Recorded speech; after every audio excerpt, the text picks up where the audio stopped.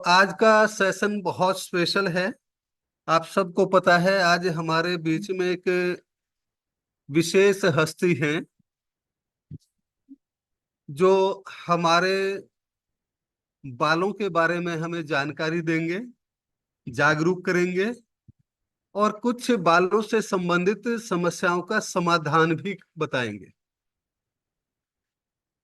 और मैं चाहूंगा कि उनका आपको एक जोरदार तालियों के साथ स्वागत करना है, क्योंकि वो केवल एक डॉक्टर नहीं है और केवल बालों के ही डॉक्टर नहीं है, वो आयुर्वेद के डॉक्टर भी हैं, वो बालों के डॉक्टर भी हैं, वो मनोवैज्ञानिक भी हैं, वो एक कवि भी हैं, एक वो मोटिवेशनल स्पीकर भी हैं। उनका सामाजिक व्यक्तित्व बहुत ऊंचा है। कुछ साल पहले मेरी मुलाकात एक इवेंट में ही उनसे हुई थी और उनमें वो कला है कि वो हर किसी को अपना बना लेते हैं। डिपेंड सामने वाले के ऊपर करता है कि वो अपना बने रहना चाहते हैं कि नहीं। उनका प्रयास रहता है कि जो भी उनकी जिंदगी में एक बार दिन से मुलाकात हो वो हमेशा उनके साथ रहे। तो ऐसे विशेष व्यक्तित्व के धनी डॉक्टर मुकेश अग्रवाल जी आज हमारे साथ हैं। तो मैं चाहूंगा कि एक बार जोरदार तालियों के साथ उनका स्वागत करें। आप चाहें तो मैं एक बार माइक आपके सबके लिए अनम्यूट कर देता हूं। एक बार जो Good morning, sir. Good morning, sir. Good morning, sir. तहे दिल से आपका स्वागत है आज के सेशन में। Over to. शुक्रिया आर्य साहब। आप हमेशा याद करते हैं, उसके लिए बहुत दिल से आपका और आपकी पूरी ऑडियंस का बहुत बहुत आभार। नमस्कार। कि आजकल का जो मौसम है, ह्यूमिडिटी का मौसम है ना, और ये बालों के लिए सबसे नुकसानदायक मौसम माना जाता है ना, मॉनसून का मौसम। तो आज हम बात करेंगे आपके बारे में, आपके बालों के बारे में, आपके बालों के स्वास्थ्य के बारे में, उनमें क्या क्या समस्याएं हो सकती हैं, किस तरीके के समाधान उपलब्ध है, उन सब के बारे में। ठीक है, पहले मैं बेसिक सी बालों की जानकारी, वैज्ञानिक जानकारी आपको दूंगा, फिर हम समस्याओं की बात करेंगे और फिर आपके प्रश्न लेंगे। तो इस तरह से रहेगा। बीच में कुछ आपको लगे कुछ समझ नहीं आ रहा तो बेशक आप पूछ लें। ठीक है, तो शुरू करते हैं आज का सेशन। तो सबसे पहले आप सब जानते हैं, हमारे बाल हमारी सुंदरता का एक बहुत बड़ा हिस्सा है। व्यक्ति का व्यक्तित्व बनाने में अंदरूनी और बाहरी दोनों पर्सनैलिटी की, दोनों व्यक्तित्व की आवश्यकता होती है ना। व्यक्ति के अंदरूनी गुण, है ना, जैसे ईमानदारी, इंटीग्रिटी, लॉयल्टी, अनुशासन, है ना, इस तरह के गुण व्यक्ति के आंतरिक गुण हैं। और व्यक्ति के बाह्य गुणों में व्यक्ति की सुंदरता, है ना, उसका उसकी बनावट शरीर की, तो उसी बनावट के अंदर, बाह्य व्यक्तित्व के अंदर बालों का भी एक बड़ा महत्व है। अगर आपके बाल अच्छे हैं तो आप पहले तो आप ही कॉन्फिडेंट होंगे, बहुत अच्छे। आप अपने आप में सहज महसूस करेंगे, अ, उत्तेजक महसूस करेंगे, किसी से बात करते हुए आपका आत्मविश्वास झलकेगा, दूसरा व्यक्ति भी आपको पसंद करेगा। तो और बालों पे तो आपने देखा है कि कितनी मुहावरे, लोकोक्तियां, गाने और क्या क्या बनता है ना। साहित्यकार बालों को लेके बहुत कुछ लिखते हैं। और कहने का अर्थ ये है कि बाल हमारे व्यक्तित्व का एक बहुत ही शानदार पहलू है। अगर बाल, आप एक बार आंख बंद करें और कल्पना करें कि आपके सिर पे बाल नहीं है, तो आपको अंदाजा हो जाएगा कि बालों की महत्ता कितनी ज्यादा है। ठीक है, हम पहले बात करते हैं बाल हमारे शरीर के लिए क्यों जरूरी है। हमें पता है कि बाल हमारे सुंदर तो दिखाते हैं, लेकिन इनका वैज्ञानिक काम क्या होता है। बालों का काम होता है थर्मल रेगुलेशन। जो हमारे शरीर का टेम्परेचर है उसको मेंटेन करने में बाल बड़ी भूमिका निभाते हैं। देखने में तो बाल बिल्कुल महीन, जब आप बाल को निकालते हो तो एक बाल की मोटाई होती है 0.03 mm से। जो बारीक बाल है, हमारे शरीर में दो किस्म के बाल होते हैं, एक होता है ये मोटा बाल जिसे हम टर्मिनल हेयर बोलते हैं, और एक होता है ये बारीक बाल जिसे हम वेलस हेयर बोलते हैं। इस बाल की मोटाई होती है, अच्छे बालों की मोटाई 0.06 mm से 1.1 mm तक होनी चाहिए इसके बीच में, अच्छे बालों के लिए। और इस जो वेलस हेयर होता है, जो हमारी बॉडी हेयर होते हैं, इसकी मोटाई होनी चाहिए 0.03 mm। जब बच्चा माँ के पेट में होता है और जब उसका जन्म होता है, तो एक बाल बड़े महीन और बारीक फाइन और ब्राउन रंग के हेयर्स होते हैं, हमारी पूरी बॉडी पे होते हैं। वो 5-7-10 दिन के अंदर खत्म हो जाते हैं सारे, उन्हें बोलते हैं लेनिगो हेयर। तो मोटे मोटे बाल हुए 3 किस्म के, लेनुगो, वेलस और टर्मिनल। ठीक है।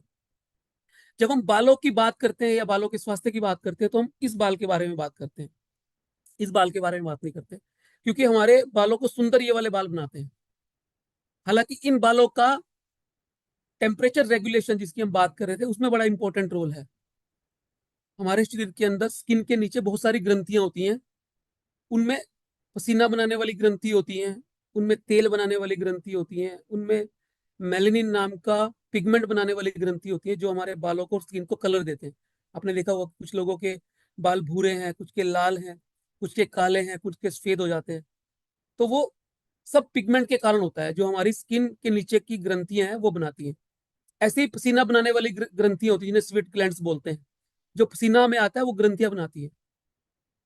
पसीने का काम होता है टेम्परेचर को रेगुलेट करना, शरीर के टेम्परेचर को, बॉडी टेम्परेचर को। आपने देखा होगा जब किसी व्यक्ति को बुखार होता है, तो अगर पैरासिटामोल ले लें, तो जब बुखार उतरता है तो व्यक्ति को बहुत पसीना आता है।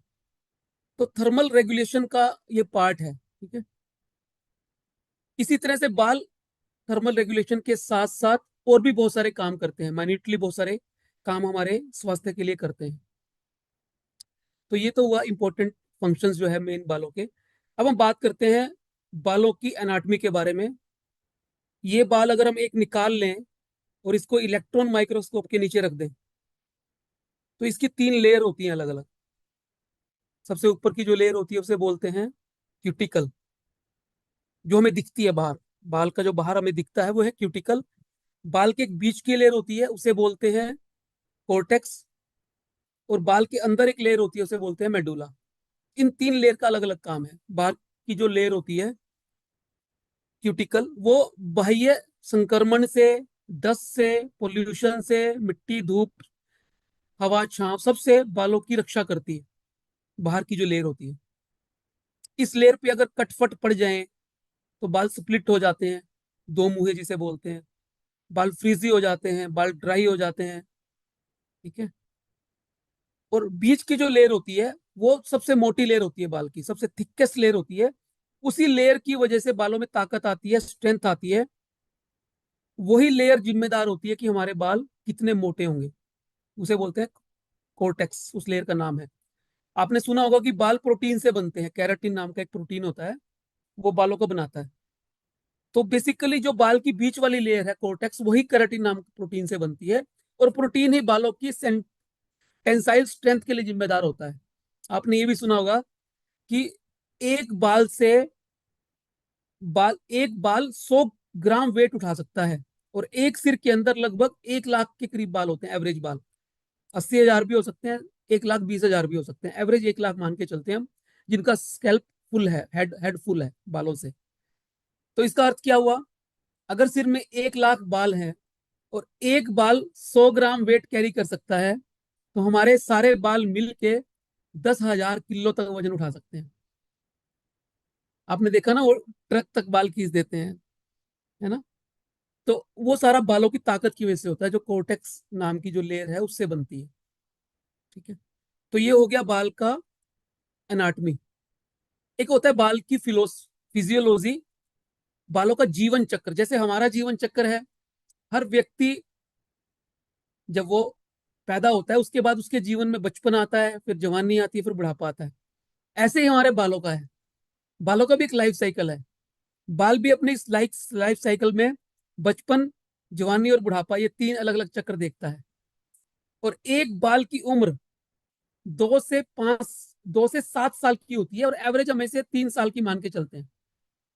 और ऐसे ऐसे लगभग 25 साइकिल मिलते हैं हमारी बॉडी, हमारे बाल को।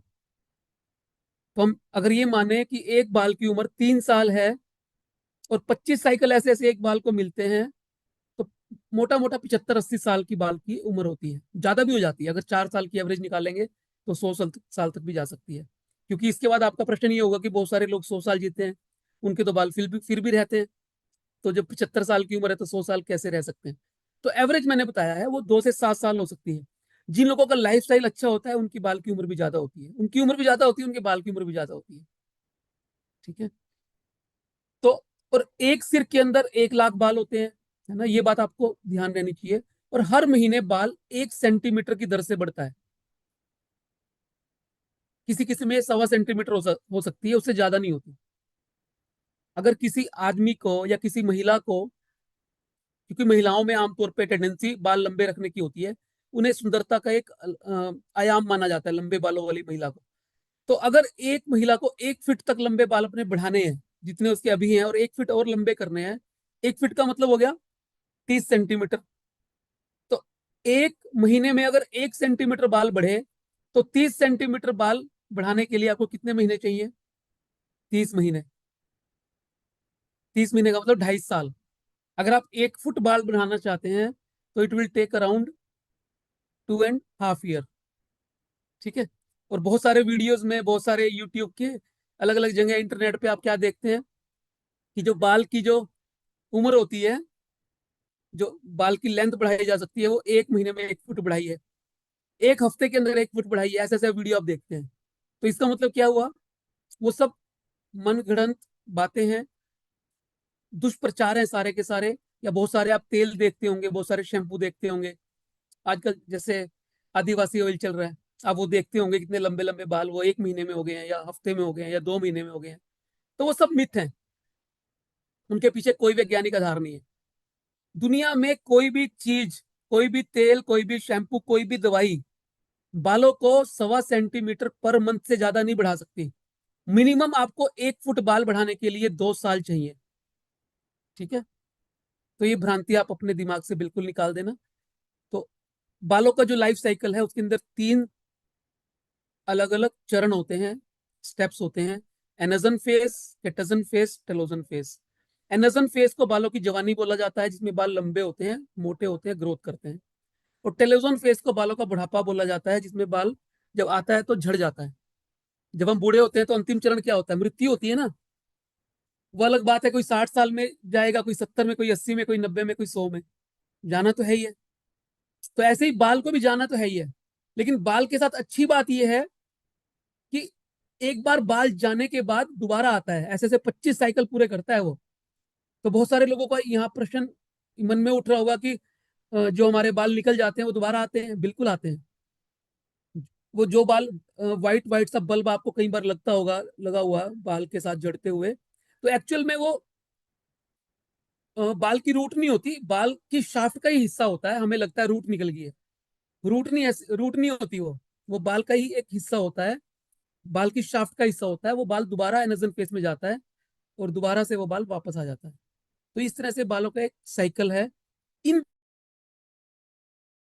मॉनसून में, बारिशों के दिनों के अंदर हर व्यक्ति के बाल ज्यादा झड़ते हैं। ये 2 से 3 महीने जिसमें ज्यादा बारिश और ह्यूमिडिटी होती है, हमारे बालों के लिए थोड़ा सा नुकसानदायक होते हैं। लेकिन अच्छी बात यह है कि वो सारे के सारे बाल वापस आपके आ जाते हैं, उसमें टेंशन चिंता करने की कोई बात नहीं। ठीक। तो ये बालों का लाइफ साइकिल हुआ। हमने बालों की एनाटॉमी भी जान ली, फिजियोलॉजी भी जान ली। अब हम बालों की बीमारियों के बारे में बात करेंगे, जिसमें से आपका सबसे ज्यादा इंटरेस्ट आपका इसी में होता है। ठीक है। तो बालों की जो मुख्य बातें हैं, मुख्य बीमारी हैं, जो समस्याएं हैं, बीमारी नहीं कहना चाहिए, समस्याएं कहना चाहिए। कौन कौन सी हैं? सबसे पहले है बाल झड़ना। ठीक है। फिर उसके बाद है डेंड्रफ होना, जो कॉमन बीमारियों की बात कर रहा हूँ। डेंड्रफ 2 किस्म का होता है, ड्राई डेंड्रफ भी होता है, ऑयली डेंड्रफ भी होता है। उसके अलावा कम उम्र में बाल सफेद होना, बाल दोमुहे होना, बालों के अंदर फ्रिजीनेस होना। आजकल एक बीमारी बहुत तेजी से बढ़ी है कोविड के बाद, बालों में कीड़ा लग जाना, जिसे आम वो कीड़ा नहीं होता, वो एलोपेशिया रियाटा होता है, वो ऑटोइम्यून डिसऑर्डर है। ठीक है। वो एक बीमारी की कैटेगरी में आता है, वो समस्या नहीं है, वो बीमारी है। उसके बारे में भी बात करेंगे। तो ये कॉमन बीमारियां हैं। एक बीमारी कॉमन है हेयर थिनिंग, बाल पतले होते जा रहे हैं, कमजोर होकर टूट रहे हैं। एक होता है बालों की सबसे बड़ी जो समस्या होती है खास तौर पे पुरुषों में या फिर 35-40 साल के ऊपर की जो महिलाएं हैं उनमें, आजकल ये कम महिलाओं में भी देखने लगी क्योंकि पीसीओडी और थायराइड की वजह से बाल पतले हो जाते हैं। उसके बारे में भी हम बात करेंगे। तो ये मोटी मोटी बालों की बीमारियां हैं, ठीक है। तो सबसे पहले मेरे को आर्य साहब ने कुछ प्रश्न भेजे हैं आप लोगों के, तो मैं उन्हीं से शुरू करता हूँ, ठीक है, क्योंकि वो कॉमन प्रश्न है और वो सबके लिए जरूरी भी है। तो उन्होंने भेजा पहले, ऑयली स्किन है, डेंड्रफ बहुत है, बाल ज्यादा टूट रहे हैं, तेल ज्यादा आता है, लंबे बालों के लिए क्या करें।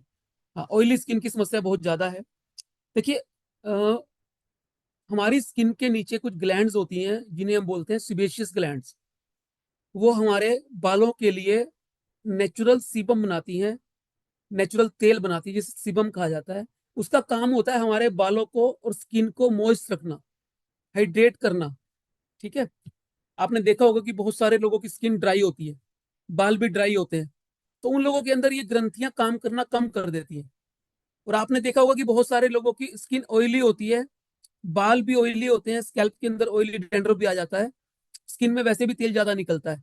तो उन लोगों के अंदर ये सिबेशियस ग्लैंड जो होती है हाइपर एक्टिव मोड में होती है, तेल ज्यादा बनाती है। तो ये अगर कम तेल बना रही है तब भी दिक्कत है, अगर ये ज्यादा तेल बना रही है तब भी दिक्कत है। तो दोनों ही कंडीशन के अंदर ये आपके लिए परेशानी का कारण बनती है। इसको मैनेज करने, देखो नेचर ने स्पेशियस ग्लैंड्स हर एक को दी हुई है। फर्क सिर्फ इतना है, कुछ लोगों में हाइपो एक्टिव होती है, कम काम करती है, कुछ लोगों में हाइपर एक्टिव होती है, ज्यादा काम करती है। तो हमें इसको ऑप्टिमम लेके आना है, बैलेंस करना है। तो उसके लिए हमारा लाइफस्टाइल सबसे इंपॉर्टेंट रोल प्ले करता है। और लाइफस्टाइल के बारे में मेरे से ज्यादा बेहतर आर्य साहब बताते हैं, आपको डेली बताते हैं लगभग, ठीक है ना। तो आपको वही मेंटेन करना है, आप सबको पता ही है, ठीक है। फिर भी मैं रिपीट कर देता हूँ क्योंकि अच्छी बातें बार बार सुनने से दिमाग के अंदर कहीं ना कहीं स्थान बना लेती है, ठीक है ना। तो आपको सबसे पहला काम जो है, देखो आयुर्वेद के अनुसार ना आहार और निद्रा, इन दोनों चीजों का बड़ा महत्व है। और इनके साथ एक चीज और जोड़ दो, व्यायाम, एक्सरसाइज। ये तीन चीजें सबसे ज्यादा इंपॉर्टेंट होती हैं, ठीक है। तो पहले हम बात करते हैं आहार की। आपके आहार के अंदर संतुलन होना चाहिए, विटामिन, मिनरल्स, प्रोटीन्स, माइक्रोन्यूट्रिएंट्स, ये सब आपको बैलेंस्ड मिलने चाहिए, ठीक है। वो आपको बैलेंस लेने हैं, हरी सब्जियां, फाइबर ज्यादा खाना है। और परहेज किस चीज से करना है? थंब रूल ये है कि पैक्ड फूड काटा, प्रोसेस्ड फूड काटा, ज्यादा ऑयली स्पाइसी काटा, ठीक है। बस ये थंब रूल है, मोटी मोटी ये बात याद रखिए। खाना क्या है? खूब सारी हरी सब्जियां, सलाद, फल, थोड़ा सा ड्राई फ्रूट, ठीक है। और जो सफेद चीजें हैं जैसे नमक, चीनी, मैदे की से बनी चीजें, वो हमारे शरीर के लिए बहुत नुकसानदायक होती है, उनको काटा, ठीक है। वो सारी प्रोसेस्ड और पैक्ड फूड सब उन्हीं से बनता है। तो आपको हम रूल यही यही चीजें याद रखनी है कि फाइबर ज्यादा खाना है, हरी सब्जियां, फल ज्यादा लेना है, थोड़ा ड्राई फ्रूट लेना है। और पानी का एक बहुत बड़ा रोल होता है हमारे शरीर के अंदर। पानी हमारे स्किन के स्वास्थ्य के लिए, बालों के हेल्थ के लिए और बॉडी की ओवरऑल हेल्थ के लिए जरूरी होता है। और मिनिमम फीमेल्स के लिए 2.5 लीटर और मेल्स के लिए 3.5 लीटर, ठीक है। इतना पानी की हमें रिक्वायरमेंट होती है हमारे शरीर को। अगर हम गिलास में बात करें तो फीमेल्स के लिए 6 से 7 गिलास और मेल्स के लिए 8 से 9 गिलास पानी एक दिन के अंदर जरूरी होता है। इतना पानी अपने एश्योर करना है पीना। तो ये तो थी आहार और पानी की बात। दूसरे नंबर पे आती है निद्रा। नींद को हम इग्नोर करते हैं अक्सर, ठीक है। नींद एक बहुत इंपॉर्टेंट फैक्टर है हमारी हेल्थ का, एक पिलर है। विज्ञान के हिसाब से हर व्यक्ति को एक दिन में 8.5 घंटे की नींद चाहिए होती है। अच्छी नींद 8.5 घंटे होनी चाहिए। लेकिन चलो हम थोड़ा सा और श्रिंक कर लेते हैं। तो आठ, इस चीज पे मैंने पर्सनली बड़ी रिसर्च करी है, और खाली अपने ऊपर नहीं करी है और बहुत सारे लोगों के ऊपर भी करी है। तो आपको अच्छे स्वास्थ्य के लिए, जिस अच्छे स्वास्थ्य में हमारे आयुर्वेद में कहा गया है, सम दोषा समग्निश्च सम धातु मल क्रिया प्रसन्न आत्मा इंद्रिय मना स्वस्थ इति अभिधीत है। इसका अर्थ क्या है?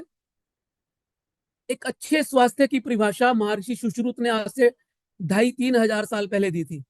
उसमें क्या है कि आपके शरीर के सभी दोष, वात पित्त कफ, सभी अग्नियां, 13 किस्म की अग्नियां होती हैं हमारे यहाँ। 5 भूत अग्नि, 7 धातु अग्नि और 13वीं जठरा अग्नि, जिसे हम पेट की आग या हाइड्रोक्लोरिक एसिड कहते हैं, जो भोजन को टुकड़ों में तोड़ता है। ठीक है, तो ये 13 अग्नियां बैलेंस हो, तीनों दोष वात पित्त कफ सम अवस्था में हो, सारे मलों का निष्कासन सही ढंग से होता हो शरीर से, और आपका शरीर, मन, इंद्रिया और आत्मा ये सभी सिंक्रोनाइजेशन में काम करें, तभी आप स्वस्थ कहलाने के अधिकारी होते हो। इतनी सुंदर परिभाषा पूरी दुनिया के शास्त्रों में कहीं देखने को नहीं मिलती। WHO ने भी 2005 के अंदर स्वास्थ्य की परिभाषा के अंदर होलिस्टिक अप्रोच के साथ इसको, सोल को और माइंड को जोड़ा है 2005 के अंदर। आप हिसाब लगाइए, हमारे यहाँ 2500-3000 साल पहले इतनी बढ़िया परिभाषा दी गई। तो नींद इस स्वास्थ्य को बनाए रखने के लिए एक बहुत इंपॉर्टेंट रोल प्ले करती है। अगर आप अच्छा स्वास्थ्य चाहते हैं, अच्छे बाल चाहते हैं, अच्छी स्किन चाहते हैं, दमकती महकती चहकती त्वचा और बाल चाहते हैं, तो 8 घंटे की नींद आपकी होनी चाहिए। तो उससे आपकी ऑयली ग्लैंड्स भी डीएक्टिवेट हो जाएंगी, जो ज्यादा काम कर रही है, और कम काम कर रही है तो एक्टिवेट हो जाएंगी। मतलब लाइफस्टाइल का रोल, मैं हमेशा पेशेंट को कहता हूँ 80-20 रूल। आपने एक सुना होगा 80-20 रूल के बारे में। 80% काम हमारे स्वास्थ्य के लिए हम खुद करते हैं। हम खुद का अर्थ यह है कि हमारा दिनचर्या कैसी है, हम जीवन को जीते कैसे हैं, हमारी नींद कितनी अच्छी है, हमारा भोजन कितना अच्छा है ना। उन सारी चीजों पर डिपेंड करता है कि हम कितने स्वस्थ होंगे। तो पहला आहार, दूसरा निद्रा, तीसरा व्यायाम या एक्सरसाइज। हमारी नैतिक जिम्मेदारी है अपने आप को स्वस्थ रखना, क्योंकि चैरिटी बिगिंस एट होम। अगर आप समाज के लिए कुछ करना चाहते हो, अपने परिवार के लिए कुछ करना चाहते हो, अपने देश के लिए कुछ करना चाहते हो, तो सबसे पहली जिम्मेदारी आपकी है खुद स्वस्थ होना। जब आप खुद स्वस्थ नहीं होंगे तो सबके लिए कुछ भी नहीं कर पाओगे। ठीक है, तो आपको तीसरा काम क्या करना है स्वास्थ्य बनाने के लिए? एक्सरसाइज करनी है, व्यायाम करना है। व्यायाम कितना हो? WHO की रिकमेंडेशन है 150 मिनट एक हफ्ते के अंदर। अभी एक महीने पहले लेंसेट एक पत्रिका है यूरोप की, उसके अंदर एक रिपोर्ट छपी है पूरे वर्ल्ड के स्वास्थ्य के बारे में। उसमें लेजीनेस की एक अलग रिपोर्ट है। लेजीनेस का मतलब हम कितने आलसी हैं, किस देशों के लोग कितने आलसी हैं। तो भारत का जो नंबर है ना, वो मुझे पढ़ के बड़ा बुरा लगा। हम लगभग 100, अगर 200 देशों की लिस्ट है यूएनओ की, तो हम 150वें नंबर पे हैं लगभग। आप देखिए कि हम इतने, भारत के 54% लोग ऐसे हैं इस लिस्ट, इस लेंसेट रिपोर्ट के हिसाब से, जो 21 मिनट प्रतिदिन भी कोई एक्सरसाइज, व्यायाम, योगा, स्विमिंग, जिमिंग, साइकिलिंग कुछ नहीं करते। 21 मिनट पर डे। 100 में से 54 लोग, उसमें महिलाएं और पुरुष दोनों शामिल हैं। ठीक है, लगभग बराबर ही हैं, 1-2% का फर्क है।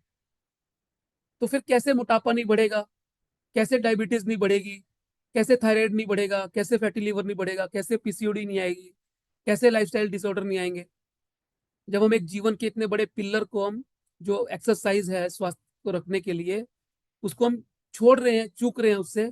21 मिनट होते क्या है? 21 मिनट आप डेली अपने लिए नहीं निकाल सकते। अगर आप 30 मिनट डेली करो और 5 मिनट करो तो 150 मिनट हो जाते हैं। जिस शरीर से हमें इतना लंबा जीवन जीना है, अपने लिए, सबके लिए करना है, उसी को हम स्वस्थ नहीं रख पाएंगे तो कैसे होगा?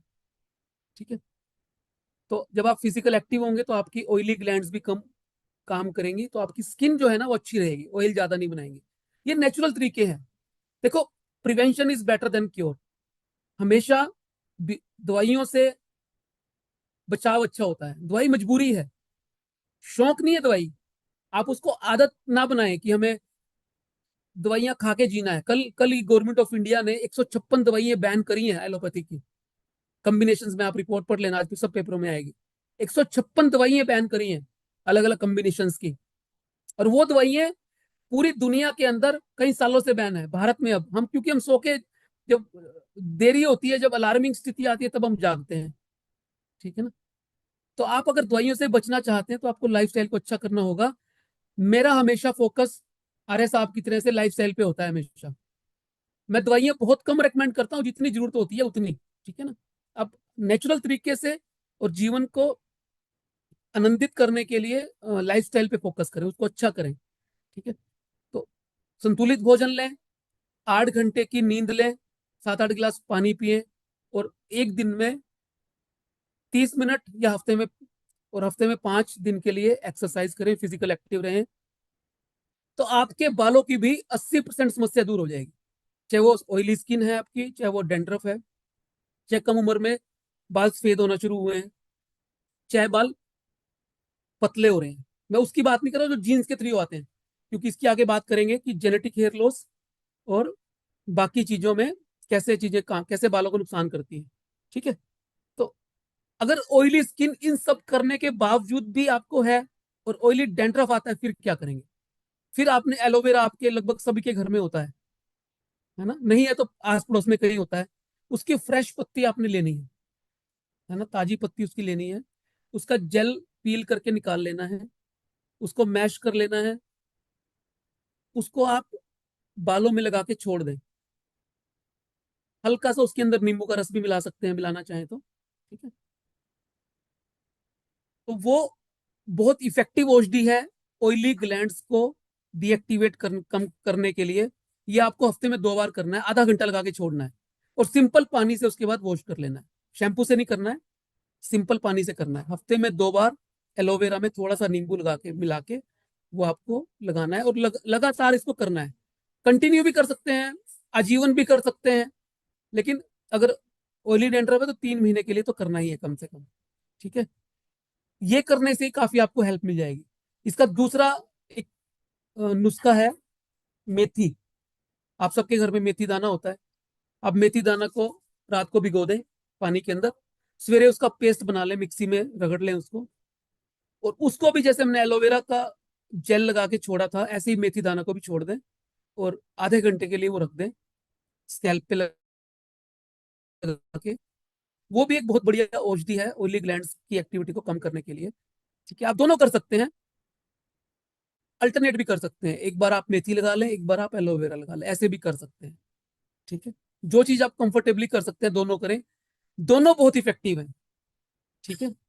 ज्यादातर पेशेंट इससे ठीक हो जाते हैं। किसी को बहुत ज्यादा ऑयल बनता है और बहुत ज्यादा ऑयली ग्लैंड्स एक्टिव हैं, बहुत ज्यादा हैं, उसके लिए फिर आपको डॉक्टर की सलाह की आवश्यकता पड़ती है, क्योंकि अपने आप एंटी डेंड्रफ शैम्पू यूज करेंगे, कुछ टाइम के लिए वो आराम आ जाएगा, फिर दोबारा से हो जाएगा, ठीक है। तो एक बार आप सलाह ले लें, उसके बाद डॉक्टर जो आपको रेकमेंड करे उसका ध्यान रखें। लेकिन वो डॉक्टर की जरूरत आपको 20% केस में ही पड़ेगी, 80% केस में लाइफस्टाइल ठीक रखने से और ये चीज करने से आप ठीक हो जाए, ठीक है। दूसरी बात है कि बाल ज्यादा टूट रहे हैं। बालों का टूटना एक सतत प्रक्रिया है। बहुत सारे मिथ इसको लेके प्रचलित हैं। जैसे मैंने आपको पहले बताया कि एक सिर के अंदर 1 लाख के करीब बाल होते हैं, और एक बाल की उम्र जो है वो एवरेज 3 साल की होती है। इस हिसाब से अगर कैलकुलेशन करें तो बालों का जो टेलोजन फेस है वो 3 महीने का होता है। जब बाल अपने बुढ़ापे में जाते हैं, यानी 3 साल की बाल की लाइफ है, और लास्ट के जो 3 महीने होते हैं वो बाल का टेलोजन फेस होता है, बाल का बुढ़ापा होता है। फेज के अंदर बाल अंत में झड़ जाता है, और हर बाल इस फेज में जाता है, क्योंकि हर व्यक्ति को बुढ़ापा आता है तो हर बाल को भी बुढ़ापा आता है। और एक बार बाल इस फेज में आ गया, जैसे आप एक बार बूढ़े हो गए तो आप दोबारा से जवान नहीं बन सकते, ठीक है। एक बार बाल इस फेज में आ गया तो दुनिया की कोई ताकत उस बाल को वापस जवानी में या एनर्जन फेज में ले जा नहीं सकती। वो बाल झड़ेगा ही झड़ेगा। वो बाल झड़ के दोबारा से जो रूट नीचे फोलिकल बचा हुआ है उससे नई शाफ्ट आएगी। तो आपको पहली बात तो घबराना नहीं है कि आपके बाल झड़ रहे हैं, वो वापस आएंगे। हाँ, यहाँ ध्यान रखने वाली ये बात है कि एक व्यक्ति के 50-60 बाल डेली झड़ते हैं। जिनके बाल 1 लाख 1.25 लाख हैं, यानी सिर फुल है, तो उनके 100 बाल तक झड़ना भी नॉर्मल माना जाता है विज्ञान के हिसाब से, ठीक है। क्योंकि हमारे 10% बाल हमेशा टेलोजन फेस में होते हैं। हमेशा 1 लाख बाल में से 10,000 बाल आपके टेलोजन फेस में होंगे, और 100 दिन का टेलोजन फेस हुआ तो आप डिवाइड कर लें 10,000 से 100 को, तो लगभग 100 बाल डेली झड़ना नॉर्मल है इसी विज्ञान के हिसाब से। समस्या कहाँ आती है? समस्या जब आती है, या आपको जब चिंतित होने की जरूरत है, जब आपके बाल झड़ तो 200 रहे हैं और वापस 100 आ रहे हैं, तो क्या होगा? वो आपके बीच डेंसिटी को कम कर देगी, आपके बालों का घनत्व कम हो जाएगा, बीच बीच में से आपको खाली स्पेस दिखेगा, गंजापन दिखेगा। वो चिंता का, वो अलार्मिंग स्थिति होती है, वहां चिंता करने की जरूरत है। और आजकल भारत के अंदर अभी एक रिसर्च पड़ी हुई है, उसके अनुसार 50 साल तक आते आते 50% पुरुष और 30% महिलाएं गंजेपन का शिकार हो रहे हैं, 50 साल तक आते आते। ये बाकी दुनिया के डेटा से थोड़ा सा ज्यादा है ना। और उसका कारण फिर वही छुपा है लाइफस्टाइल में। ठीक है, तो आपको टेंशन नहीं लेनी है अगर इतने बाल झड़ ज्यादा झड़ रहे हैं, फिर उसके लिए चिंता का विषय हो सकता है, फिर आपको अपने डॉक्टर की सलाह की आवश्यकता पड़ती है। अब हम बात करते हैं, बाल का झड़ना 3 किस्म का होता है, हेयर लॉस 3 किस्म का होता है। पहला होता है डिफ्यूज हेयर लॉस, जिसकी हमने भी बात की, बाल झड़ रहा है पूरा निकल गया। दूसरा होता है pattern hair loss. Pattern hair loss में बाल पतले होते हैं, झड़ते हुए दिखते नहीं है, पतले होते होते हुए बाल कम होते जाते हैं, जैसे गंजापन आता है। पुरुषों के अंदर ये गंजापन एक स्केल पे मापा जाता है जिसे बोलते हैं Norwood Hamilton scale. Norwood Hamilton scale, ये एक साइंटिस्ट थे, 1970 के आसपास इन्होंने ये स्केल बनाया था। इस स्केल के हिसाब से गंजेपन की 7 अलग अलग चरण होते हैं, स्टेप्स होते हैं। तो एक में पहले ये फ्रंट लाइन, यहाँ से कम होंगे बाल, ठीक है। दूसरे में थोड़ा सा और कम हो जाएंगे, तीसरे में थोड़ा सा और डीप चला जाएगा टेम्पल। ये मेल के लिए है, मेल गंजापन, जो पुरुषों में गंजापन होता है। चौथे में यहाँ से भी बाल कम हो जाएंगे, वर्टेक्स, ये गंजापन चला गया और यहाँ से भी बाल कम हो गए। पांचवें में ये वाला थोड़ा हिस्सा बढ़ जाएगा, ये भी थोड़ा पीछे चला जाएगा। छठे में दोनों लगभग चिपक जाएंगे, यहाँ बीच में एक पतली सी लाइन रहेगी। और सातवें में तो पूरा सिर के बाल चले जाएंगे, सिर्फ ये बाल पीछे वाले, ये ईयर टू ईयर पीछे वाले बाल, जैसे आप देखते हैं बुजुर्ग, बहुत सारे लोगों में ये वाले बाल रह जाते हैं। वो 7th ग्रेड होती है बाल्डनेस की, मेल बाल्डनेस की। तो ये तो पुरुषों का गंजापन। महिलाओं में लुडविक स्केल पे मापते हैं, लुडविक एक साइंटिस्ट थे, उन्होंने ये स्केल बनाया था। तो उसमें 3 ग्रेड्स होती हैं फीमेल में। फीमेल में बाल मेल की तरह से नहीं जाते ऐसे पैटर्न में। फीमेल के बाल, ये पार्टीशन जो है ना, उसके साइड से गंजापन आता है। पहला फर्स्ट लेवल में थोड़ी सी पार्टीशन चौड़ी हो जाएगी, फिर ज्यादा हो जाएगी, फिर और ज्यादा हो जाएगी। तो फीमेल के अंदर 3 किस्म के हेयर लॉस, 3 चरणों में हेयर लॉस होता है। ये वाला हेयर लॉस होता है जीन्स के कारण, एलोपेशी एंड्रोजेनेटिका बोलते हैं इसको। ये जेनेटिक हेयर लॉस है, जिसके अंदर आपकी गुणसूत्र जो आपको मदर या फादर की फैमिली से मिले हैं, वो जिम्मेदार होते हैं बालों को पतला करने के लिए। उसकी साइंस ये है कि अगर आपको ऐसा जीन मिल गया जो बालों को पतला कर रहा है, वो टेस्टोस्टेरोन हार्मोन को डाई हाइड्रोटेस्टोस्टेरोन में कन्वर्ट कर देगा। और जो ये वाला मोटा बाल है आपका, टर्मिनल हेयर, वो इस बारीक बाल में कन्वर्ट हो जाएगा। बीच की जो लेयर कोर्टेक्स की हमने बात करी थी, वो पतली श्रिंक हो जाएगी, पतली हो जाएगी इस प्रोसेस के दौरान। ठीक है, तो ये हो गया मेल पैटर्न बाल्डनेस और फीमेल पैटर्नलेस।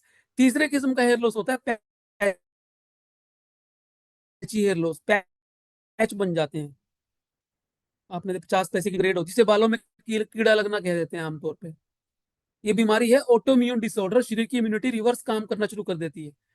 जो प्रतिरोधक क्षमता हमें बीमारियों से बचाती है, वही बीमारी लगाना शुरू कर देती है। ये ठीक वैसे ही है जैसे एक बाग का माली अपने ही लगाए हुए पौधों को, वृक्षों को उखाड़ना शुरू कर दे, उस पे लेके है ना, वो चलाना शुरू कर दे, उसको ही नुकसान करना शुरू कर दे। या नाविक जो नाव चला रहा है, वही अपनी नाव जिसमें वो बैठा है उसी को उल्टा कर दे। ठीक है, तो ये ऑटोइम्यून डिसऑर्डर्स होते हैं, ये बहुत हर अंग में हो सकते हैं शरीर के, है ना। सार्कोडोसिस जब होता है, चेस्ट में होता है, स्किन में सोराइसिस हो जाती है। बालों के अंदर ऑटोइम्यून डिसऑर्डर का नाम है एलोपेशिया रियाटा। ठीक है, तो एलोपेशिया रियाटा थोड़ी सी अजीब बीमारी है, मेल फीमेल दोनों को हो सकती है, बच्चों में ज्यादा होती है। और 2% लोग पूरी दुनिया के अंदर इससे पीड़ित होते हैं, 100 में से 2 लोगों को होता है कभी ना कभी ये जीवन काल में। अच्छी बात यह है कि 95% लोग ठीक हो जाते हैं। और आयुर्वेद के इसके अंदर, आयुर्वेद में बड़े अच्छे रिजल्ट हैं इसके। ऑटोइम्यून डिसऑर्डर है ये, इसके लिए आपने एक्सपेरिमेंट नहीं करना। इस बीमारी अगर ये आ जाए, घर में कोई घरेलू इलाज नहीं करना, डॉक्टर की सलाह लेनी है। ठीक है, तो ये 3 किस्म का हेयर लॉस हुआ, pattern hair loss, diffuse hair loss और पैची हेयर लॉस। ठीक है, अब बात करते हैं ऑयली स्किन वाले कौन सा शैम्पू इस्तेमाल करें। देखो, ऑयली स्किन में वैसे तो तेल की जरूरत होती नहीं है, लेकिन आपने करना हो अगर, तो VSCA ने हर स्किन टाइप के लिए ऑयल और शैम्पू मैंने अपने लिए बनाए थे 25 साल पहले, जब मैंने प्रैक्टिस शुरू की 1999 में, 1999 में। तो तब मैंने अपने लिए डिजाइन किए थे ऑयल और शैम्पू, वर्धनी हेयर ऑयल और शैम्पू के नाम से। तो ये एक दिन के बच्चे से लेके 80 साल तक के बुजुर्ग सबके लिए ये अच्छे हैं। और इवन ऑयली स्किन जिनको आती है वो भी इसको यूज कर सकता है शैम्पू करने से पहले, तो आप ये यूज कर सकते हैं। दूसरा प्रश्न है मेरे पास, बाल सारे सफेद हो गए हैं, कलर लगाने से एलर्जी होती है, सफेद बालों को काला करने के लिए कौन सा तेल, मेहंदी और शैम्पू का इस्तेमाल करें? जी, देखिए बालों का सफेद होना डिपेंड करता है, एक हमारे स्किन के नीचे ग्लैंड्स होती हैं जिन्हें बोलते हैं मेलेनोसाइट्स, वो एक पिगमेंट बनाती हैं, उस पिगमेंट का नाम है मेलानिन। ये हमारे स्किन को कलर देता है। अगर ये बनना कम हो जाए किसी वजह से तो हमारे बाल सफेद होने शुरू हो जाते हैं। भारत के अंदर 35 साल उम्र मानी है नेचुरल ग्रेइंग की। यदि यदि आपकी उम्र 35 साल है या उससे ज्यादा है और सफेद बाल होना शुरू हो गए हैं तो हम मानते हैं कि नेचुरल ग्रेइंग है। अगर आपके बाल 35 साल से कम उम्र में सफेद हो रहे हैं तो ये इन नेचुरल ग्रेइंग है, ये प्री मेच्योर ग्रेइंग की कैटेगरी में आता है भारत के अंदर।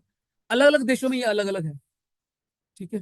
तो अगर आप आजकल तो समस्या सफेद बाल की बड़ी ज्यादा बढ़ रही है, 8 10 15 साल के बच्चे बहुत सारे आते हैं, 20 22 24 साल के युवा बहुत आते हैं भाई सफेद बाल हो रहे हैं। तो उसका कारण छुपा है लाइफस्टाइल में, स्ट्रेस में। स्ट्रेस एक बड़ा कारण है बाल कम उम्र में सफेद होने का, क्योंकि स्ट्रेस तो आज हर व्यक्ति, छोटे बच्चे को भी स्ट्रेस है जो कभी देखने को नहीं मिलता था। क्योंकि हमारे समय में तो बच्चे हम खूब फिजिकल एक्टिव होते थे, घर स्कूल में आके रोटी पे घी नमक लगाया और उसको मोड़ा और खेलने के लिए चल दिए। आजकल लाइफस्टाइल बदल गया है, बच्चों को क्या चाहिए, अपना कमरा चाहिए, एक मोबाइल चाहिए, एक चार्जर चाहिए और इंटरनेट का कनेक्शन चाहिए। कोई किसी से संपर्क नहीं है किसी तरह का, ठीक है। अकेले अपने आप में रहते हैं, कोई तनाव आ गया तो किसी से डिस्कस नहीं करते। और हम तो शोर मचा दिया करते थे कोई समस्या होती थी तो मानसिक, है ना। तो चीजें बदली हैं, उन चीजों की वजह से तनाव बढ़ा है, और तनाव बढ़ने से बालों की समस्या में भी गहरा फर्क पड़ा है। बाल पतले भी होते हैं तनाव से, सफेद भी होते हैं कम उम्र में, तो वो भी कम करना है। और लाइफस्टाइल के बारे में हमने बात करी है। अगर बाल कम उम्र में सफेद हैं तो आपको टमाटर खाना है। अगर आपके बाल ज्यादा उम्र में सफेद है और आप कलर लगाना चाहते हैं और कलर एलर्जी करता है तो कलर, अभी अभी हमने भी एक बीएससी ने भी एक कलर निकाला है, उसपे हमने 4 5 साल बड़ी खोज करी है और उसमें मिनिमम केमिकल के साथ हमने कलर बनाया है। वो शैम्पू बेस्ड कलर है, 10 मिनट आपको लगा के छोड़ना होता है, वो आप कर सकते हैं, ठीक है। अ, उसके अलावा आप जिन जिन लोगों को हर किस्म के कलर से एलर्जी होती है उनके लिए सबसे बढ़िया तरीका ये है कि आप जो देसी तरीका, जो देसी हमारी दादी माँ नानी माँ नुस्खे इस्तेमाल करती थी उनका आप यूज करें। आंवला एक बहुत शानदार औषधि है हमारे बालों के लिए। आंवला वैसे तो पूरे शरीर के लिए अच्छा है, क्योंकि आंवले के अंदर विटामिन सी का सबसे बड़ा रिसोर्स है। पूरी दुनिया के अंदर विटामिन सी आंवले से ज्यादा किसी में नहीं होता। हमारे यहाँ 6 रस माने गए हैं आयुर्वेद के अंदर, मधुर, अम्ल, लवण, कटु, तिक्त, कषाय। और आंवला और हरड़ी ऐसी दवाइयां हैं जिनके अंदर 5 रस होते हैं। आंवले में नमक को छोड़ के बाकी पांचों रस मिलते हैं, मधुर, अम्ल, लवण, कटु, तिक्त, कषाय। इनमें से सिर्फ लवण नहीं होता आंवले में, बाकी सारे रस होते हैं। तो आंवला खाने से आपको कितने फायदे मिलने वाले हैं इसकी तो कोई गिनती नहीं करी जा सकती। और आंवला त्रिफला का भी एक पार्ट होता है, हरड़, बेड़ा, आंवला त्रिफला में होते हैं। तो आंवला आप त्रिफला के रूप में भी खा सकते हैं, ये बालों को काला करेगा नेचुरली। आंवला को आप लगा भी सकते हैं, इसका पेस्ट बना के लगा सकते हैं। और मेहंदी के अंदर भी इसका पाउडर मिलाया जा सकता है, अगर आपको मेहंदी लगानी है भृंगराज का पाउडर मिलाया जा सकता है, ठीक है। उसके साथ साथ अगर डेंड्रफ है तो मेथी का पाउडर थोड़ा सा मिलाया जा सकता है। कॉफी पाउडर आप मिला सकते हैं अगर बालों को रंग करने के लिए।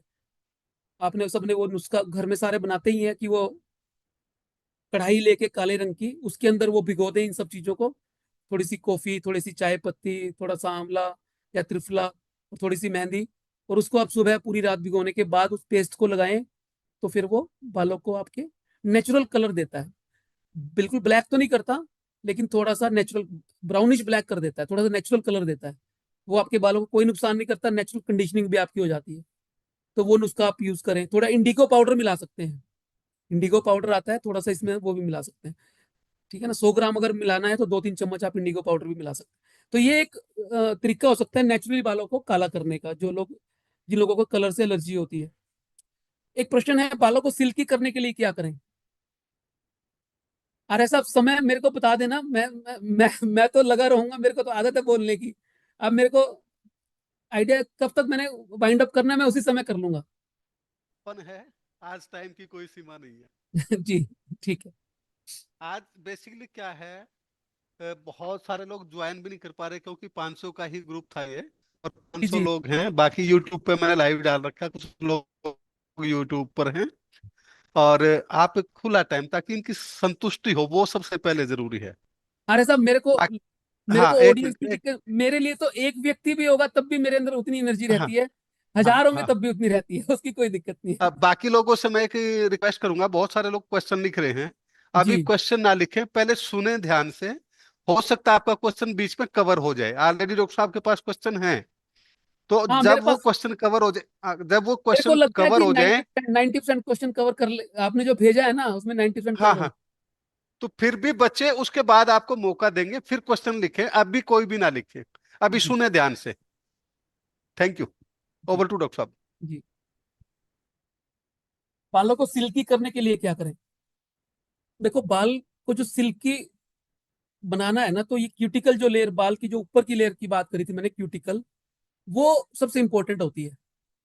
इस लेयर के अंदर ही सबसे ज्यादा नुकसान होते हैं। जितनी भी प्रोसीजर्स हैं आजकल कराए जाने वाले, चाहे वो रिबॉन्डिंग है, पर्मिंग है, स्ट्रेटनिंग है ना, या बालों की ड्रायर लगाते हैं, वो सारे के सारे इसी लेयर पे प्रभाव डालते हैं सबसे पहले, फिर वो कोटेक्स पे डालते हैं। क्योंकि ये बाहरी त्वचा है बालों की, इसका अच्छा रहना जरूरी है। इसी से बाल सिल्की होते हैं, इसी से ड्राई होते हैं, इसी से रफ होते हैं, इसी से फ्रीजी होते हैं। तो इसको अच्छा रखने के लिए आपको एक अच्छे कंडीशनर का इस्तेमाल करना है। नियमित आपको बालों को मसाज करनी है, हफ्ते में 2 बार कम से कम करें तो बहुत अच्छा है ना। कोई भी ऑयल, आप सरसों का तेल लगाएं, बादाम का तेल लगाएं, नारियल का तेल लगाएं, जैतून का तेल लगाएं, आर्गन ऑयल लगाएं, ठीक है ना, टी ट्री ऑयल लगाएं, जजोबा ऑयल लगाएं, कोई भी अच्छा तेल आप लगाएं, या फिर वर्धनी भी आप लगा सकते हो, उसमें सारे तेलों का कॉम्बिनेशन है, ये नारियल तेल भी है और बाकी चीज भी है। तो इन हफ्ते में 2 बार मसाज करने का तरीका क्या है? अपने हाथों में तेल लिया और इस तरह से, इस तरह टिप टिप से, ऐसे बालों में मसाज नहीं करनी है, वो थ्रस्ट लगता है, बालों को नुकसान कर सकता है। ऐसे मसाज करें, 5 से 10 मिनट करें, उसके बाद टोबल स्टीम दें, गर्म पानी करके तौलिया निचोड़ के सिर पे बांधे और 15 से 20 मिनट रख के छोड़ दें, ठंडा हो जाए दोबारा डिप कर लें। ठीक है, ल्यूक वार्म वाटर जो सहन हो सके। और ये टोबल स्टीम हर व्यक्ति के लिए फायदेमंद है, चाहे आपके बाल स्वस्थ हैं,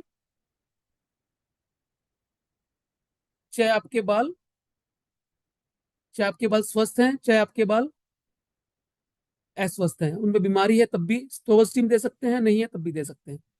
ठीक है। बालों को शाइनी रखने के लिए जैसे मैंने एलोवेरा बताया था, वो भी एक हफ्ते में या 1 या 2 बार आप कर लें। एलोवेरा भी बालों को शाइनिंग देता है। बालों के लिए कोई अच्छा कंडीशनर यूज कर लें, कोई अच्छा सीरम यूज कर लें, ठीक है, वो भी बालों के लिए आपकी शाइनिंग देता है। पानी खूब पिए। लाइफस्टाइल तो जैसे जो लाइफस्टाइल की हमने बातें की हैं वो तो करना ही है आपने। अगर वो नहीं करोगे तो आप कितना भी कुछ कर लो, बाल अच्छे नहीं रह सकते। तो वो बार बार बताने की जरूरत नहीं है लाइफस्टाइल के बारे में, तो वो तो आपने करना ही है, वो तो मैंडेटरी है। अगर वो नहीं करोगे तो सारी चीजें बेकार हैं, ठीक है ना? तो वो तो आपको करना ही है। और उसके बाद शाइनीनेस के बाद है, आजकल गंजापन बहुत बढ़ता जा रहा है। देखो, गंजापन 2 कारण से होता है। जो मेल पैटर्न या फीमेल पैटर्न की हमने बात करी थी, एक गंजापन होता है जो जीन्स के जरिए आता है, जेनेटिक कारणों से, ठीक है। और दूसरा गंजापन होता है आदतों से होता है। हालांकि मेन कोज जो है वो जीन्स है, लेकिन बाकी फैक्टर्स जो हैं, जो लाइफस्टाइल से जुड़े फैक्टर हैं या एनवायरनमेंट से जुड़े फैक्टर हैं, वो एग्रीवेटिंग फैक्टर हैं, वो गंजेपन को बढ़ा देते हैं। स्मोकिंग गंजेपन को बढ़ा देती है, इवन अल्कोहल भी गंजेपन को बढ़ा देती है, ज्यादा मीठा गंजेपन को बढ़ा देता है, प्रोसेस्ड फास्ट फूड गंजेपन को बढ़ा देता है, स्ट्रेस गंजेपन को, बालों की थिनिंग को बढ़ा देता है। ये सारे एग्रीवेटिंग फैक्टर हैं। तो आपको लाइफस्टाइल के साथ साथ अल्कोहल से, किसी भी तरह की एडिक्शन से बचना है, स्मोकिंग से, अल्कोहल से, ड्रग्स से, सबसे बचना है, ठीक है। और गंजेपन को आप घरेलू तरीकों से ठीक नहीं कर सकते, क्योंकि वो एक बालों का डिसऑर्डर है। उसके लिए तो आपको फिर डॉक्टर की सलाह की आवश्यकता पड़ती है। कुछ दवाइयां हैं आयुर्वेद में, बहुत अच्छी दवाइयां हैं जो आपके थिनिंग को रोक को कर सकती हैं, कोर्टेक्स की जो मोटाई होती है उसको बढ़ा भी सकती हैं। तो ऐसी बहुत सारी दवाइयां हैं, कुछ प्रोसीजर्स हैं PRP, GFC, बायोटिन PRP, है ना। एक HRP थेरेपी हमने VHCA ने डेवलप की है, hair repair and protective therapy. वो ऑयली ग्लैंड्स वालों के लिए, ऑयली डेंड्रफ वालों के लिए, एलोपेशिया एरियाटा वालों के लिए, डिफ्यूज हेयर लॉस के लिए, पैटर्न हेयर लॉस के लिए बहुत इफेक्टिव है। तो इन कॉम्बिनेशन से हम गंजेपन को कम कर सकते हैं, लाइफस्टाइल ठीक करके और थोड़ी दवाइयों का प्रोसीजर का सहारा लेके।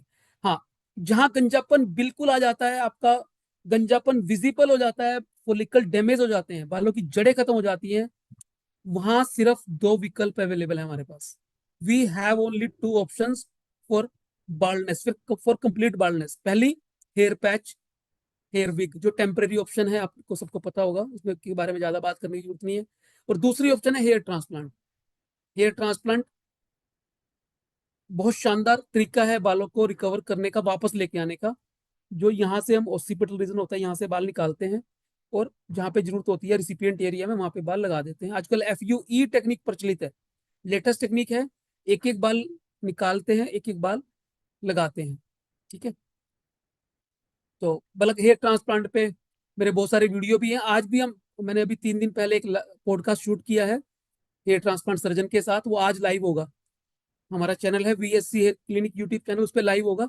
तो वो आधे घंटे का पूरा एपिसोड हेयर ट्रांसप्लांट के ऊपर ही है। तो जो लोग पूरी जानकारी चाहते हैं हेयर ट्रांसप्लांट के बारे में, तो वो पॉडकास्ट देख सकते हैं। मेरे हिसाब से निवेदन भी करूंगा कि वो लिंक शेयर कर देंगे, VSC हेयर क्लिनिक का यूट्यूब चैनल। तो उस पर आज लाइव वो पॉडकास्ट जाएगा, ठीक है। तो हेयर ट्रांसप्लांट और हेयर पैच, ये 2 विकल्प हैं जिन लोगों को गंजापन आ जाता है। जिनको नहीं आया है, जिनको थिनिंग हो रही है, उनके लिए हम थोड़ी सी दवाइयां, प्रोसीजर और लाइफस्टाइल से ठीक कर सकते हैं, ठीक है। उसके बाद आपका प्रश्न है, 2 मुंहे बाल क्या होते हैं, उनका समाधान क्या है। 2 मुंहे बाल बिल्कुल ठीक वैसे ही आप समझो कि जैसे कोई सूखा पेड़ है और उसको हम थोड़ा सा भी करें तो वो 2 हिस्सों में बढ़ जाता है। तो 2 मुंहे बाल, जिन्हें हम विज्ञान की भाषा में बाइपोलर हेयर या फिर स्प्लिट एंड कहते हैं, वो भी पेड़ की तरह से होते हैं। जब हमारा बाल ड्राई होता है, जब उसे पूरा मॉइस्चर नहीं मिलता, पूरी हाइड्रेशन नहीं मिलती, तो बाल सूख जाता है और 2 हिस्सों में बढ़ जाता है। ऐसे ऐसे आप उसको तोड़ सकते हैं। जो डिस्टल एंड होता है, जो बाल का एंड है, ये यहाँ पे जो आप देखोगे कि बाल आपके 2 मुंह, इसी वजह से फ्रिजीनेस आती है। आप देखोगे बाल झाड़ू जैसे लगते हैं, फ्रिजी फ्रिजी से, वो 2 मुंहे बालों के कारण ही होती है। तो उसका भी इलाज आपके पास ही है, आपके आपके लाइफस्टाइल और डाइट में छिपा हुआ है। खूब सारा पानी, खूब सारा फाइबर, ठीक है। जब सूखी उसको पेड़ को पानी मिल जाता है तो वो आनंदित हो जाता है। उसी तरह से अगर आप चाहते हैं हमारे बाल भी आनंदित हो, वो भी खुश हो, उनके अंदर भी ड्राइनेस ना रहे, उनके अंदर भी फ्रीजीनेस ना रहे, उनके अंदर भी स्प्लिट एंड ना रहे, तो उनको पहले तो पानी खूब दो, सींचो बालों को अपने। बाल आप ऐसे नहीं सींच सकते कि आपने, जैसे आप सूरज को पानी देते हैं ऊपर से पानी डाल दिया ऐसे, वो तो नहाना वो अलग चीज है। बालों को आप जब पानी पीते हैं तब आपके बाल तक पहुंचता है वो मेटाबलाइज होके, ठीक है। तो आपको बाल पानी ज्यादा पीना है, 8 गिलास 9 गिलास पानी आपको दिन भर में पीना है, ताकि आपके बाल स्प्लिट ना हो। सबसे पहला काम ये करना है। फिर उसके बाद आपको डाइट में फाइबर ज्यादा खाना है। फिर उसके बाद आप कोई अच्छा कंडीशनर यूज करें, जो, क्योंकि जो बाल आपके हो चुके हैं उनको भी तो ठीक करना है। क्योंकि लाइफस्टाइल से तो आप आगे के लिए इंतजाम कर रहे हैं, लेकिन जो हो चुके हैं उन्हें भी ठीक करना है। उसके 2 तरीके हैं। पहला तो यह है कि नियमित ट्रिमिंग कराते रहें। आप फीमेल हैं तो 3 महीने के अंदर 1 सेंटीमीटर बाल कटवाएं कम से कम, ठीक है। ट्रिमिंग करा लेंगे तो जो पीछे का एंड है वो निकल जाएगा, और जो नया बाल आएगा आपका लाइफस्टाइल ठीक करके, अच्छा कंडीशनर यूज करके, तो वो बाल ठीक होने शुरू हो जाएंगे। इसमें आप ACV कंडीशनर का यूज कर सकते हैं। एप्पल, है ना, एप्पल विनेगर का जो शैम्पू बनता है, वो शैम्पू और कंडीशनर दोनों यूज कर सकते हैं। वो बड़ा इफेक्टिवली काम करते हैं स्प्लिट एंड को ठीक करने में, ठीक है। और एक काम और आपको ध्यान रखना है कि आपको नियमित रूप से बालों को हफ्ते में 1 या 2 बार मसाज जरूर करना है, जिससे ब्लड सर्कुलेशन प्रॉपर रहे। और जब ब्लड सर्कुलेशन प्रॉपर मिलेगा, जैसे खून का बहाव ज्यादा होगा, तो बाल के सबसे अंतिम सिरे तक खून पहुंचेगा, सारा पोषण पहुंचेगा, आपके बाल कभी भी स्प्लिट नहीं होंगे, है ना। तो इस तरीके से आप अपने बालों को ठीक कर सकते हैं। और नहाने के बाद आप एक अच्छा सीरम भी इस्तेमाल कर सकते हैं।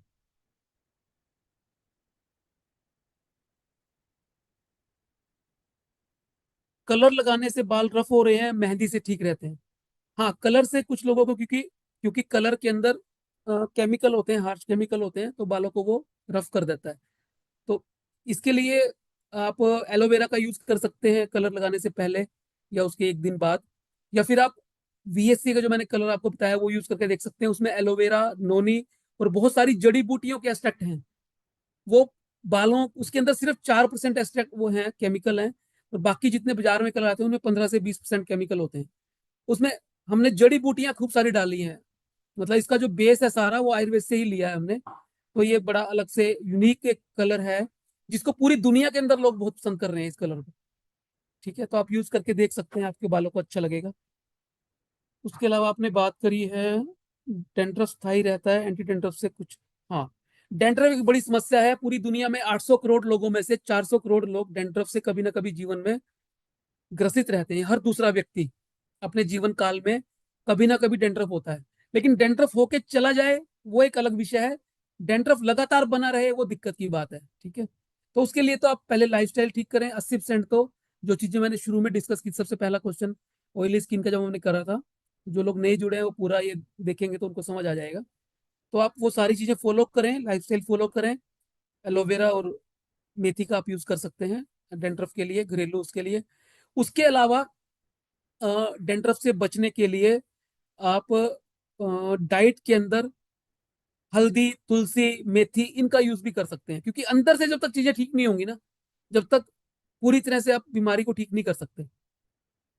और डेंड्रफ अगर ऑयली है, बहुत ज्यादा परेशान कर रहा है, सिबोरिक डर्मेटाइटिस आपको हो गया, स्किन इन्फ्लेम्ड हो गई है, फिर आपको खाली लाइफस्टाइल से बात नहीं बनेगी, लाइफस्टाइल के साथ साथ आपको दवाइयों का भी सहारा लेना पड़ेगा। अगर आपका ड्राई डेंड्रफ है, बहुत ज्यादा आपको तंग कर रहा है, तो 80% डेंड्रफ तो आपका उन्हीं चीजों से ठीक हो जाएगा जो रूटीन में आपको फॉलो करनी है, एलोवेरा और मेथी से। एलोवेरा और मेथी ड्राई डेंड्रफ और ऑयली डेंड्रफ दोनों में काम करती है। आप ACV जो एप्पल सीडर विनेगर होता है, सेब का सिरका होता है, वो भी यूज कर सकते हैं डेंड्रफ को दूर करने में। ठीक है, उसके स्वैब बना के उसको आप लगा सकते हैं हफ्ते में एक बार, और फिर आप वॉश कर सकते हैं, वो भी काफी इफेक्टिव होता है डेंड्रफ को कम करने में। और डेंड्रफ वालों के लिए एक हिदायत ये है कि वो ऑयली, स्पाइसी जो है ना वो, और मीठा, ये बिल्कुल कम कर दें, क्योंकि डेंड्रफ उससे बढ़ता है। और स्कैल्प की हाइजीन मेंटेन करें, सबसे इंपॉर्टेंट जो होता है डेंड्रफ में, आपको नियमित शैम्पू करना है। बहुत लोगों में मिथ होता है कि शैम्पू से बाल झड़ते हैं, तेल से बाल झड़ते हैं।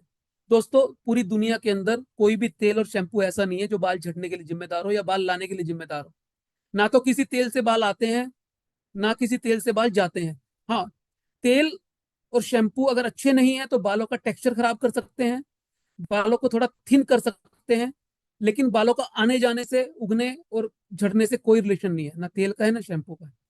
तो इस मिथ को, इस ये पूरा मिथ है कि आप तेल शैम्पू लगाओगे तो बाल झड़ जाएंगे, ऐसा नहीं होता। बाल नहीं झड़ना है, क्योंकि उसका एक लाइफ साइकिल है, और 10% बाल हमेशा झड़ने वाले मोड में होते हैं। तो डेंड्रफ को अगर आप ठीक करना चाहते हैं तो शैम्पू नियमित करें, और शैम्पू नियमित करेंगे तो आपके बालों के अंदर स्कैल्प की हाइजीन मेंटेन रहेगी, तो डेंड्रफ से आप बच जाएंगे। बालों की ग्रोथ कैसे बढ़ाएं, और PCOD में बालों का विकास कैसे, हाँ ठीक, बालों की ग्रोथ कैसे बढ़ाएं। बालों की ग्रोथ 1 सेंटीमीटर पर मंथ होती है, ज्यादा से ज्यादा आप 1.25 सेंटीमीटर कर सकते हो। उसके लिए 2-3 चीजें ध्यान रखें। संतुलित भोजन लें, ठीक है, थोड़ा सा ड्राई फ्रूट शामिल कर लें। मैं 50 साल का हो जाऊंगा सितंबर के अंदर, अगले महीने, और मेरे बालों का बहुत सारे लोग पूछते हैं कि डॉक्टर ने तो खुद विग लगा रखी है, खुद ट्रांसप्लांट करा रखा है। तो दोस्तों, मैं आपको अपने बालों का राज बता दूं, वो मेरे लाइफस्टाइल में और ड्राई फ्रूट में छुपा हुआ है। मैं बचपन से ही, मेरे को ड्राई फ्रूट का शौक है। मैं एक मुट्ठा ड्राई फ्रूट डेली खाता हूँ, जिसमें बादाम, अखरोट, किशमिश वगैरह सब होती है। तो आप भी अगर अपने बाल अच्छे रखना चाहते हैं, अगर आपको जेनेटिक हेयर लॉस की वजह से बाल नहीं जा रहे, और आप बाल अच्छे रखना चाहते हैं, तो आप ये टेक अवे लेके जाना आज, कि आप अपनी भोजन के अंदर 10 बादाम, कम से कम 10 बादाम और 2 अखरोट, और थोड़ी सी किशमिश, 5-7-10 किशमिश, ये आप शामिल कर लें। कभी कभी हफ्ते में 1-2 बार काजू भी ले सकते हैं। ठीक है, ज्यादा नहीं खाने काजू, कभी कभी। तो इस तरह से आप अपने बालों को, अपनी स्किन को, अपने हार्ट को, अपने दिमाग को, अपने लीवर को बहुत सारे माइक्रोन्यूट्रिएंट, बहुत सारे अच्छे वाले बढ़िया जो काम करते हैं मिनरल्स और विटामिन, एंटीऑक्सीडेंट सब दे सकते हैं। ठीक है, बहुत इंपॉर्टेंट है ये नट्स आपके लिए। तो आपके बाल बड़े शाइनी भी रहेंगे, आपके बाल थिक भी रहेंगे, उनकी क्वालिटी भी अच्छी रहेगी, उनकी ग्रोथ भी प्रॉपर होगी। 1 सेंटीमीटर से 1.25 सेंटीमीटर की ग्रोथ आपकी बढ़ जाएगी। ठीक है, बालों में मसाज करें किसी अच्छे ऑयल की, बालों की ग्रोथ बढ़ाने के लिए, बालों की हाइजीन का ख्याल रखें। हाँ, सैर, फिर दोबारा से बात आ गई व्यायाम की, एक्सरसाइज, कम से कम 30 मिनट की सैर या व्यायाम डेली करें, 8-9 गिलास पानी पिए। यही चीजें आपके बालों की ग्रोथ को बढ़ा देंगी। अलग से किसी दवाई की जरूरत नहीं होती बालों को लंबा करने के लिए, गहरा करने के लिए। हाँ, कुछ आयुर्वेदिक औषधियां ऐसी हैं जिनको आप लेप के रूप में इस्तेमाल कर सकते हैं, जैसे भृंगराज है, मुलट्ठी है, ठीक है ना, नारिकेल है। इस तरह से कुछ जड़ी बूटियां ऐसी हैं जो बालों की ग्रोथ में हेल्प करती हैं। हमने एक केशवर्धन लेप भी बनाया बीएससीए ने, केश लेप है वो, 100 ग्राम की शीशी है उसकी लेप की, वो हफ्ते में एक बार आप 2 चम्मच पानी में घोल के, जैसे मेहंदी लगाते हैं उसको लगा लें, तो वो भी थोड़ी सी हेल्प करता है ग्रोथ को देने में और बालों को मोटा करने में, केशवर्धन लेप। ठीक है, तो ये सारे तरीके से आप अपने बालों की मोटाई और लेंथ को बढ़ाने में हेल्प कर सकते हैं। थायराइड की बात करते हैं। थायराइड और पीसीओडी दोनों की, पीसीओडी के अंदर आजकल पीसीओडी भी एक लाइफस्टाइल डिसऑर्डर है। फीमेल्स के अंदर पीसीओडी की समस्या बहुत तेजी से बढ़ती जा रही है। और पीसीओडी खाली आपका वजन ही नहीं बढ़ाता, पीसीओडी खाली आपके चेहरे पे बाल ही नहीं लेके आता, खाली आपके बालों को पतला ही नहीं करता, पीसीओडी एक महिला को महिला बनने से रोकता भी है। कारण ये है कि महिला को महिला होने के लिए, महिला जैसा दिखने के लिए उसमें एस्ट्रोजन हार्मोन की अच्छी मात्रा बनना आवश्यक आवश्यक होता है। और एस्ट्रोजन बनता है ओवरीज के अंदर। ओवरीज के अंदर जब एस्ट्रोजन बनता है तो फीमेल के सारे करेक्टर आते हैं। और अगर किसी वजह से एस्ट्रोजन बनना कम हो जाए, जो पीसीओडी में हो जाता है, तो पॉलीसिस्टिक ओवेरियन सिंड्रोम हो जाता है, पॉलीसिस्टिक ओवेरियन डिजीज हो जाता है, जिसके अंदर सिस्ट बन जाती है ओवरीज में, और वो टेस्टोस्टेरोन हार्मोन बनाती है जो मेल हार्मोन होता है। उसी मेल हार्मोन की वजह से ही मेल वाले करेक्टरिस्टिक्स फीमेल में आने शुरू हो जाते हैं। चेहरे पे बाल आते हैं, जिसे हम हिर्सुटिज्म बोलते हैं, फेशियल हेयर। सिर के बाल पतला उल्टा होता है, यहाँ के बाल पतले होते हैं, यहाँ पे बाल आ जाते हैं। वजन बढ़ जाता है, आवाज थोड़ी भारी होनी शुरू हो जाती है ना। और सबसे बड़ी जो दिक्कत होती है वो होती है इनफर्टिलिटी भी हो जाती है। जब महिला शादी के बाद बच्चे करना चाहते हैं तो वो बच्चा होने में भी दिक्कत होती है।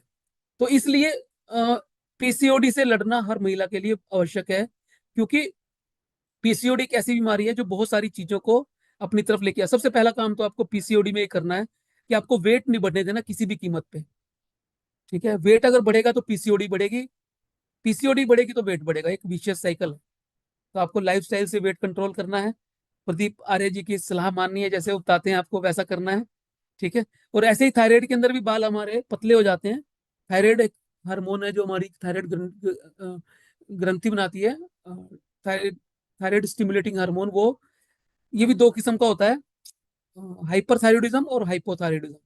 तो इन दोनों के अंदर ही बालों को नुकसान होता है। तो आप इसको मेंटेन रखें, और इसके लिए भी आपके पास घरेलू उपचार नहीं होता, दवाइयों से ही हेल्प मिलती है, तो डॉक्टर से ही संपर्क करना बेहतर होता है। बस आप अपना लाइफस्टाइल ठीक रखें और थायराइड को मेंटेन रखें, वो बढ़े ना, बस जो आप अपने लेवल पे कर सकते हैं। डैंड्रफ के कारण सिर में खुजली होती है, बिल्कुल होएगी, क्योंकि डैंड्रफ स्कैल्प पे जम जाता है। हमारी स्कैल्प के अंदर और स्किन के ऊपर बहुत सारे बैक्टीरिया, वायरस, फंगस घूमते रहते हैं। वो जब उसके साथ मिल जाते हैं तो हमारे बाल भी पतले होना शुरू हो जाते हैं। ठीक है, तो ये सारी चीजें इकट्ठी होती हैं और खुजली भी वो करते हैं। तो खुजली से बचने के लिए आप नारियल तेल की मसाज कर लें, उसमें थोड़ा कपूर मिला सकते हैं, है ना। जैसे मैंने पहले बताया था, एलोवेरा और मेथी भी इसमें हेल्प करती है। और बाकी लाइफस्टाइल, पानी ज्यादा पीना, ऑयल, स्पाइसी, मीठा कम खाना, उससे भी आपकी रूटीन 70-80% केसेस में ये खुजली भी दूर हो जाती है। बाल रफ क्यों हो रहे हैं, इसका समाधान की इसकी हम बात कर चुके हैं। बाल रफ कभी होते हैं, जो हमने बात की थी स्प्लिट एंड की, या जो बात दो मुंहे बाल की, वही रफ बालों के बारे में है। जब हम पानी कम पीते हैं, जब बालों को कंडीशनिंग प्रॉपर नहीं करते, जब बालों की हाइजीन का ध्यान नहीं रखते, तब बाल हमारे रफ होते हैं। तो आपको अपना लाइफस्टाइल अच्छा करना है, बालों में कंडीशनिंग करनी है, सीरम यूज करना है, स्कैल्प की हाइजीन को मेंटेन करना है, थोड़ा ड्राई फ्रूट खाना है, हरी सब्जियां, फल ज्यादा खाना है, नींद अच्छी रखनी है, थोड़ा फिजिकल एक्टिव रहना है, तो आपके बाल रफ होना बंद हो जाएंगे। तो मेरे पास जो प्रश्न थे आर्य जी, वो तो मेरे को लगता है पूरे हो गए। तो अभी जी, कोई प्रश्न आपके दर्शकों के हैं तो वो शेयर कर सकते हैं। बहुत सुंदर तरीके से आपने आज इन सभी प्रश्नों का, जी। प्रश्न क्या, बेसिकली हमारे जितने भी कोचेज हैं, कस्टमर्स हैं, उनकी समस्याएं थी, और आपने उत्तर नहीं दिया बल्कि समाधान दिया है। सबसे बड़ी बात यह है। और बहुत सारी नॉलेज मैं भी आज पहली बार सुन रहा था। शुक्रिया रह साहब। जबरदस्त तरीके से और सरल तरीके से आपने साइंटिफिक चीजों को जितना सरल करके बताया जो हर आदमी को समझ में आया है, ये बहुत जबरदस्त रहा है। और अब 3-4 क्वेश्चन और हैं जो जी बीच में चैट में आए हैं, वो जो हमारे कवर नहीं हो पाए हैं। जी कि हमने स्किनी ऑयल वालों के लिए तो बात की है, ड्राई स्किन वालों के लिए भी समस्या रहती है बालों की, तो एक उस पर थोड़ा सा प्रकाश जरूर आप डालें। दूसरा, जो लोग विग लगवा लेते हैं या ट्रांसप्लांट कराते हैं हेयर्स को, उनसे कोई साइड इफेक्ट या कोई दिक्कत हो तो एक उसके बारे में जरूर आप रखें, फिर आगे बढ़ेंगे। जी। देखिए, ऑयली स्किन के साथ साथ कुछ लोगों को ड्राई स्किन की समस्या है। ड्राई स्किन का कारण भी वही है कि ऑयली स्किन जब होती है तो ऑयली ग्लैंड्स एक्टिव हो जाती हैं, और ड्राई स्किन जब होती है तो ये डीएक्टिव हो जाती है या हाइपो एक्टिव हो जाती है। तो इसको हम लाइफस्टाइल के जरिए डीएक्टिवेट, जैसे हमने ऑयली स्किन के लिए करा था, उसको हम एक्टिवेट भी कर सकते हैं। तो सबसे पहला काम तो आपकी स्किन को एक्टिवेट, ऑयली ग्लैंड्स को एक्टिवेट करने का लाइफस्टाइल ही है। वो आपको समझना पड़ेगा। ठीक है। दवाइयों के भरोसे हम टेम्परेरी नहीं रह सकते। भाई दवाई खा के हम स्किन की ड्राइनेस कम कर देंगे, वो ठीक, फिर वो दोबारा से वैसी हो जाएगी। तो अगर परमानेंट अगर चाहते हैं तो आपको लाइफस्टाइल पे ही काम करना है। आपको नियमित आदत डालनी है खूब सारा फाइबर खाने की, 8-9 गिलास पानी पीने की, थोड़ा ड्राई फ्रूट ऐड करने की, और फिजिकल एक्टिव रहने की। इन चीजों से ही अमूमन 70-80% पेशेंट ठीक हो जाते हैं बिना किसी दवाई के। ठीक है। तो आप बालों के लिए नियमित, अगर आपकी ड्राई स्किन है, अच्छा कोई तेल है उसकी मसाज करें। ऑयलिंग आप ड्राई स्किन है तो डेली भी कर सकते हैं, बालों में तेल डेली लगा सकते हैं, किसी अच्छे सीरम का डेली इस्तेमाल कर सकते हैं। ठीक है। बालों के लिए बादाम का तेल, और जैतून का तेल, सरसों का तेल, नारियल का तेल, ये 4 तेल ऐसे हैं जो बालों के लिए बहुत अच्छे होते हैं। इनमें से आप कोई भी तेल, आप जो भी घर में आप यूज करें, ठीक है ना, और नियमित उसकी मसाज करें बालों की। जिनको ड्राई स्किन है स्पेशली हफ्ते में 1 या 2 बार मसाज करें, और बाकी दिन वो ऑयलिंग करें। ठीक है। और एलोवेरा, जैसे मैंने बताया, एलोवेरा ऑयली स्किन को भी ठीक करता है और ड्राई स्किन के लिए भी फायदेमंद है। तो आप एलोवेरा को फेस पे भी लगा सकते हैं, क्योंकि फेस पे भी ड्राई स्किन की समस्या लोगों को रहती है। कि सिब्योशियस ग्लैंड की सबसे ज्यादा जो परसेंटेज होती है वो हमारी चेस्ट से ऊपर, छाती पे, बैक में, शोल्डर पे, चेहरे पे और स्कैल्प पे, इस जगह ये ग्लैंड एक्टिव होती है ज्यादा, और यहीं पे हाइपर एक्टिव होती है, तो इस एरिया में ज्यादा ड्राइनेस आती है। ठीक है। तो आप एलोवेरा का यूज नियमित करें, और खूब सारा लाइफस्टाइल अच्छा रखें, उससे ही ठीक हो जाएगा। तो अलग से जरूरत पड़ेगी नहीं आपको, है ना। और टोवल स्टीम एक अच्छा माध्यम है आपकी स्किन को ड्राई करने के लिए भी, आपकी स्किन की ऑयलीनेस कम करने, दोनों में काम करता है। तो टोवल स्टीम स्टीम हफ्ते में आप एक बार सभी करें तो आपके बाल बहुत अच्छे रहेंगे। या फिर आप एचआरपी करवा लें। HRP hair repair and protective therapy होती है जो दोनों में काम करती है। और अभी तो वीएससी के 21 क्लिनिक हैं टोटल नॉर्थ इंडिया में, हैं सारे। 12-13 क्लिनिक हरियाणा में है, कुरुक्षेत्र में भी आपके क्लिनिक है। ठीक है। तो इस तरह से मतलब फोकस, सबसे इंपॉर्टेंट जो बात है ना जो निकल के आती है वो यही है कि हमारी डाइट और हमारा रहन सहन वही जिम्मेदार है बहुत सारी बीमारियों के लिए। तो ड्राई स्किन भी उससे ठीक हो जाएगी। दूसरा प्रश्न आपका है हेयर विग और पैच के बारे में। हेयर विग एक शानदार तरीका है गंजेपन को ढकने का, छुपाने का, कंसील करने का। हेयर विग आजकल तो इतनी शानदार क्वालिटी की आने लगी है, मेल के लिए भी आती है, फीमेल के लिए। 2 किस्म की होती है, एक होता है हेयर पैच, एक होता है हेयर विग। पैच होता है बाल्डनेस के, मान लो किसी को गंजापन इतना है, इतना कम है, उसको कवर करना है, उसके लिए विग नहीं होती, उसके लिए हेयर पैच होता है। साइज लेके बनाएंगे आपकी स्कैल्प के हिसाब से, आपके टेक्सचर के हिसाब से, आपके स्किन के कलर के हिसाब से, बालों के कलर के हिसाब से वो हेयर पैच बनेगा। और हेयर विग होती है पूरी स्कैल्प को कवर करने के लिए। जब किसी व्यक्ति को गंजापन पूरा आ जाता है, कई बार आपने देखा होगा कि कैंसर के पेशेंट जो कीमोथेरेपी लेते हैं सारे बाल चले जाते हैं, मेल में भी फीमेल में भी, तो उसको ढकने के लिए विग लगाई जाती है। या फिर जिनके बिल्कुल बाल नहीं है उनको विग लगाई जाती है। बाकी केसेस के अंदर पैच लगाया जाता है। तो दोनों बहुत इफेक्टिव हैं। ये 2 किस्म से लगते हैं पैच। एक फिक्स हो जाते हैं, लगभग 1 महीने में सर्विस करानी पड़ती है। और एक टेप और क्लिप से लग जाते हैं, वो आप घर के अंदर भी चेंज कर सकते हैं, उसके लिए सर्विस की जरूरत नहीं होती। ठीक है। और बड़े कॉस्ट इफेक्टिव हैं। पैचेस, मेल पैचेस जो है वो 8-10 हज़ार रुपये शुरू हो जाते हैं, और उसमें अलग अलग क्वालिटी होती है। फीमेल पैचेस भी अलग अलग किस्म की क्वालिटी के आते हैं, ठीक है। ट्रांसप्लांट भी आजकल बहुत इफेक्टिव हो गया, उसके लिए कोई केयर भी नहीं है। 1 हफ्ते की केयर होती है बस। एक बार ट्रांसप्लांट कर दिया, 2 दिन पट्टी रहेगी, और 1 हफ्ता तक उसको आपको थोड़ा सा ध्यान रखना है, बस बाल वो निकल ना जाए। ज्यादा विग्रस एक्सरसाइज वगैरह नहीं करनी है। 1 हफ्ते के बाद बाल अपनी जगह ले लेते हैं, और 2 ढाई महीने में बाल वो बढ़ना शुरू करते हैं, और 7 8 महीने तक आपका एक अच्छा लुक आ जाता है ट्रांसप्लांट। तो दोनों ऑप्शन बड़े अच्छे हैं, दोनों ही करा सकते हैं। एक सवाल और आया है डॉक्टर साहब, करली जी। बालों के लिए। कुछ लोग तो पैसे दे करके करली बाल करवाना चाहते हैं, और कुछ लोगों के हैं तो वो उससे परेशान है, क्या करें? हमारी समस्या यही आ रहा है साहब कि हम लोग ना संतुष्ट नहीं होते। हमें हमें दूसरे की थाली में हमेशा घी अच्छा लगता है ना। जिसको जिसके करली बाल है उसको स्ट्रेट चाहिए, जिसके स्ट्रेट है उसको करली चाहिए। और और नेचर ने जो हमारे बाल जैसे दिए हैं ना, हम उसे चेंज नहीं कर सकते परमानेंटली। क्योंकि बाल जो होता है उसके अंदर बॉन्ड्स होते हैं, अलग अलग बॉन्ड्स से बाल चिपके होते हैं। तो वो बॉन्ड को बदला नहीं जा सकता, उसके टेक्सचर को, स्ट्रक्चर को बदला नहीं जा सकता। अगर किसी के वेवी हैं, स्पाइरल हैं, या करली हैं, वो वैसे ही रहेंगे। टेम्परेरी करा जा सकता है, वो 6 महीने साल के लिए जो प्रोसीजर कराते हैं। लेकिन मैं अपने पेशेंट को हमेशा मना करता हूँ कर्लिंग या स्ट्रेटनिंग कराने से। उसके बालों में बहुत नुकसान है, कराना नहीं चाहिए। जो दे दिया उसमें संतुष्ट रहने की आदत डालें बस। यदि मान लो किसी के करली हैं तो क्या समाधान हो सकता है उनका? जैसे कुछ महिलाएं, उनके यदि पीछे करली है तो चलेगा, लेकिन यदि फेस पे हैं, बिल्कुल फ्रंट में देखो, है। परमानेंट कोई सोल्यूशन नहीं है, टेम्परेरी है जो सैलून में करती है हाँ, लेकिन ये है कि अगर आपकी डाइट और लाइफस्टाइल अच्छा है तो बाल थोड़े थिक हो जाएंगे, और जब थिक होंगे तो वो कर्लीनेस कम नजर आएगी। गुड, ये हो सकता है बस। Very good. जी। और वैसे तो बहुत सारे सवाल अभी चलते ही रहेंगे। एक दो और ले लेता हूं मैं। जैसे सर्दी में डैंड्रफ बढ़ता है या हमेशा इक्वल रहता है? और देखो यदि सर्दी में बढ़ता है तो उसका कारण और समाधान? हाँ, सर्दी में डेंड्रफ बढ़ जाता है कुछ ज्यादातर लोगों में। उसका एक कारण सबसे पहले यही है कि सर्दी में ना अमूमन हमारी पानी पीने की जो फ्रिक्वेंसी है वो कम हो जाती है, प्यास नहीं लगती। बहुत सारे लोग, 2 4% लोग ऐसे हैं जो सर्दी में भी नियमित पानी लेने की, पीने की मात्रा को बना के रखते हैं, लेकिन ज्यादातर लोग नहीं कर पाते। एक इवन बहुत सारे लोगों को तो मैंने देखा 1 या 2 गिलास में सिमट जाता है पानी सर्दी में, ठीक है। तो उसकी वजह से ड्राइनेस आ जाती है, और ड्राइनेस जो आएगी तो ड्राई डेंड्रफ आ जाएगा सर्दियों के अंदर। दूसरा कारण ये होता है कि सर्दियों में बहुत सारे लोग जो है ना वो हेयर वॉश नहीं करते, प्रॉपर फ्रिक्वेंसी कम हो जाती है। आप वैसे डेली आप बाल को वॉश कर रहे हैं, है ना। मेल में, फीमेल में हफ्ते में 2 बार या 3 बार कर रहे हैं, और सर्दी में आप 1 हफ्ते में या 15 दिन में नहाते हैं, बालों को धोते हैं।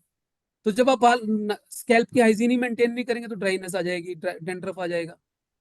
तो ये 2 3 कारण हैं जो मुख्य हैं, जो सर्दी में डेंड्रफ की समस्या को बढ़ाते हैं। कुछ मौसम सर्द होता है, वैसे ही मौसम के अंदर खुश्की इतनी ज्यादा होती है, वैसे ही ड्राइनेस हो जाती है।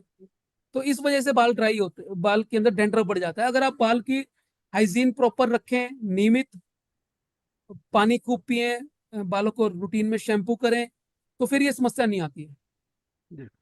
अच्छा, कुछ ना युवा अवस्था में ना बच्चे अपने बालों में ना अलग अलग तरीके के कलर लगाना, जिसमें आपने बताया कि कलर उसके केमिकल्स की परसेंटेज ज्यादा होती है। अब जी। उस समय तो उनको अच्छा लगता है, लेकिन फिर थोड़ी एज बढ़ने के बाद वही चीज परेशानी का कारण बन जाता है। तो उन केमिकल वाले बालों का क्या किया जा सकता है जो बुरे लग रहे हैं? वो तो ऐसा ना, देखो आर एस साहब की बाल की जो बढ़ने की दर है वो 1 सवा सेंटीमीटर पर मंथ है। जब वो धीरे धीरे बढ़ेंगे तो जाएंगे तो वो वैसे ही। तो उसको तो आप ट्रिम करा सकते हैं, अगर आप नेचुरली चाहते हैं तो वो समय लेगा, उसको आप कुछ नहीं कर सकते। उसके साथ ही आपको रहना पड़ेगा, क्योंकि मनुष्य अपनी आदतों का परिणाम है अपना। हम अपने चुनाव खुद करते हैं, है ना। तो हमने चुनाव अगर गलत किया है, डिसीजन अगर गलत लिया, तो भुगतना भी हमें ही पड़ेगा। तो बेहतर तो यही है कि आप इन चीजों से जितना हो सके बचें। ये सही बताया था कि बचाव ही बचाव है, बचाव में ही हाँ बचाव जी। है। दवाइयों की तरफ ना भागा जाए। एक ये जो जी। केरला का जो ऑयल है वो दिखाते हैं, एडी तक के बालों को दिखा करके एडवर्टाइज करते हैं, कितना सही है वो? 1 सेकंड है।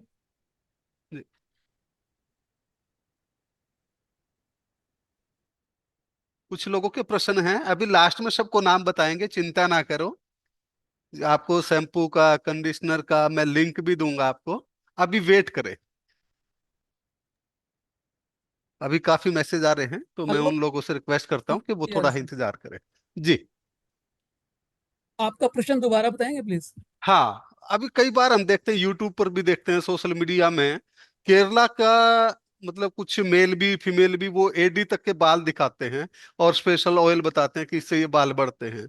जबकि आपने बताया कि कोई भी ऑयल, शैम्पू, कंडीशनर ना बाल झड़ने के लिए जिम्मेवार है, ना बाल लाने के लिए जिम्मेवार है। तो जी, क्या वो जो एडवर्टाइजमेंट होती है, वो जो दिखाते हैं इतने लंबे लंबे बाल, तो वो उसमें कितना सत्य है? वो 100% प्रोपगंडा है, मार्केटिंग स्ट्रेटेजी है, 100%। ठीक है जी। और मैं आजकल में इस पे वीडियो भी बनाने वाला हूँ कि जो आदिवासी ऑयल या इस तरह के जो भी तेल हैं जो इस तरह का प्रोपगंडा कर रहे हैं, सरकार को उनके विरुद्ध कोई ना कोई एक्शन लेना चाहिए। और जो मनगढ़ंत बातें लोगों को समझाते हैं, तो इस भ्रामक प्रचार को एटलीस्ट दूर करना चाहिए, ताकि एक साइंटिफिक टेम्परामेंट लोगों के अंदर पैदा हो। ठीक है। ओके, हम समाप्ति की तरफ चलते हैं। जी जी दो हैंड रेज हैं, मीरा और सुनील कुमार, शायद वो कुछ पूछना चाहते हैं, उनके प्रश्न लेके फिर समाप्ति की तरफ चलते हैं, जी जी, स्वागत है। क्योंकि आपका अभी समय काफी कीमती है। मीरा जी, बोलिए, आप अनम्यूट हैं। हाँ सर। हाँ जी सर, मैं वो आदिवासी वाला तेल के बारे में बताना चाह रही थी। मैंने भी ऑर्डर किया था ये तेल अभी 4 महीने पहले। मैंने 1 हफ्ते तक लगाया, सही रहा। लेकिन जैसे मेरे को कलर की जरूरत मैंने पड़ी ना, मैंने कलर लगाया, मेरे सिर में इतनी खारिश हुई, मेरा इतना मुंह ना सर सूज जाता था। 2 बार यूज किया मैंने। आंखें सूज जानी, माथा इतना बड़ा हो जाना, ये आधा फेस ऐसे सूज गया सर। फिर मैंने उसको बंद किया लगाना। उसके बाद मैंने 6 महीने तक ना कलर लगाया ना मेहंदी लगाई। अब 6 महीने बाद अब मैंने मेहंदी लगानी शुरू की है सर। मैंने भी मंगवाया था, मेरा भी बुरा हाल हो गया सर वो तेल लगाने के बाद। अब मीरा जी, ये तो चलो अच्छा कि आपने बता दिया कि आप भुक्तभोगी हैं। जैसे हम बात करते हैं बिफोर आफ्टर की, तो आपने अपना बिफोर आफ्टर बता दिया, इसका भी, आदिवासी तेल का भी। लेकिन एक चीज मैं पूछना चाहता हूँ, जब मेहंदी लगाने का टाइम था वो लगा दी थी आपको, अब क्यों बार बार मेहंदी लगाने की जरूरत समझते हो?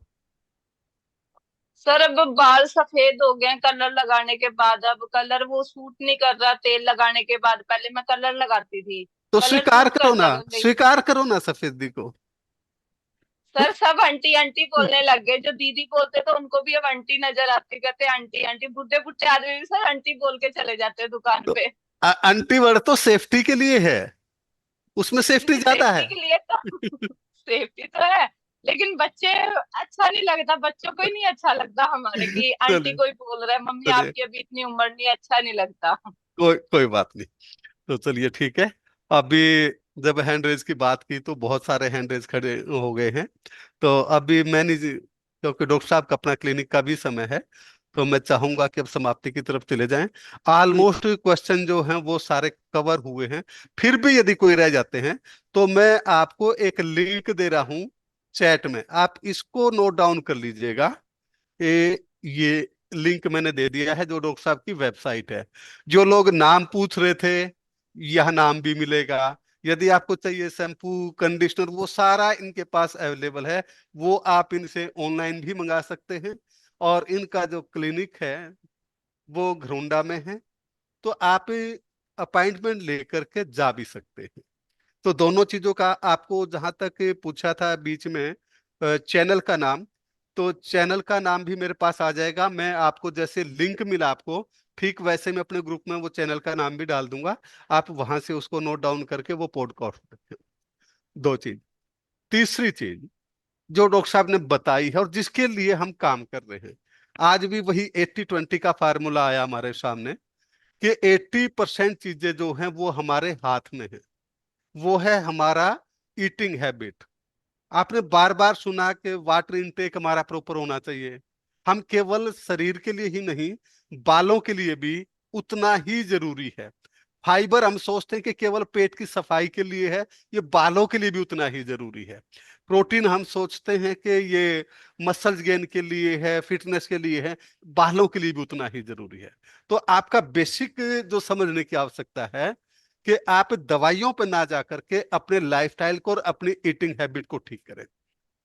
और एक डॉक्टर साहब ने आपको बताया कि आपके खाने में ड्राई फ्रूट का होना बहुत जरूरी है, जो उन्होंने अपने बालों का राज बताया। लेकिन वहां एक स्टार भी लगा हुआ था, जो डिस्क्लेमर था, वो डॉक्टर साहब ने बताया नहीं, वो मैं बता देता हूं कि वो जो ड्राई फ्रूट है ना, वो तब नहीं खाने के जब आप किसी के मेहमान बन के जाओ और सामने वाले की ट्रे खाली करके आ जाओ। वो आपके घर में होने चाहिए। हम कई बार ऐसे करते हैं ना कि जब सामने वाला ऑफर करता है तब तो ना ना करते हैं, एक या दो उठाते हैं पीस। लेकिन जैसे वो वहां से मुंह करता है किचन में पानी या चाय लेने के लिए, उतनी देर में मुठा भर लेते हैं। वो नहीं करना। आपके अपने घर में ड्राई फ्रूट होना चाहिए। वो खाएंगे तो वो काम करेगा। लाइफस्टाइल के ऊपर काम करना है, वाटर इनटेक के ऊपर काम करना है। जो ऑलरेडी आप न्यूट्रिशन ले रहे हैं उस न्यूट्रिशन में, क्योंकि बार बार डॉक्टर साहब ने क्या कहा, संतुलित आहार, बैलेंस डाइट, जिसके अंदर क्या होना चाहिए, protein, fat, carbohydrate, fibre, minerals, vitamin, वो सारे आपकी जरूरत है। छोले भटूरे जरूरत नहीं है, गोलगप्पे जरूरत नहीं है। और सबसे इंपॉर्टेंट चीज, चाहे वो गंजपन के लिए है, डैंड्रफ के लिए है, या आपके रूखे बालों के लिए है, बहुत इंपॉर्टेंट पॉइंट दिया है। वो क्या है पता है आपको, यदि आपने नोट किया हो, क्योंकि आप बहुत सारे ना क्वेश्चन लिखने में बिजी थे और मैं बार बार लिख रहा था, ध्यान से सुनो। इस सब के जिम्मेवार हम हैं, उनको पालते हैं हम। क्यों? क्या बताया, स्पाइसी, मीठा और ऑयल, तीन चीज। यदि ये आप इन पे काटा मार दो, जो डॉक्टर साहब ने बोला था, तो मुझे लगता है कि मैक्सिमम समस्याएं आपकी बालों की भी दूर हो जाएंगी। बाकी फिजिकल तो होती है आपके, फैट को लेकर के, बीपी को लेकर के, शुगर को लेकर के, बहुत सारी समस्याओं को लेकर के। लेकिन यदि आप इनको प्रॉपरली अपने लाइफ में से हटा दें, मीठा नहीं खाना, खासकर शुगर मेड प्रोडक्ट आपको खाना है, तो गुड़, और गुड़ भी वो खाना जो ब्लैक या डार्क रेड हो। हम क्या करते हैं, सफेदी की तरफ भागते हैं, गोरेपन की तरफ भागते हैं, अट्रैक्ट होते हैं। जितना वो सफेद होगा उतना ही उसमें केमिकल मिलेंगे आपको। तो बिना केमिकल का जो मीठा खाने का दिल करे तो गुड़ शक्कर खाओ, देसी खांड खाओ, रेड कलर की जो आती है। व्हाइटनेस की तरफ मत भागो आप। जैसे आपको व्हाइटनेस से बाल अच्छे नहीं लगते, वैसे ही वो व्हाइटनेस भी आपके लिए जहर है। चाहे वो नमक हो, चाहे वो मैदा हो, चाहे वो चीनी हो, इससे आपको बचना है।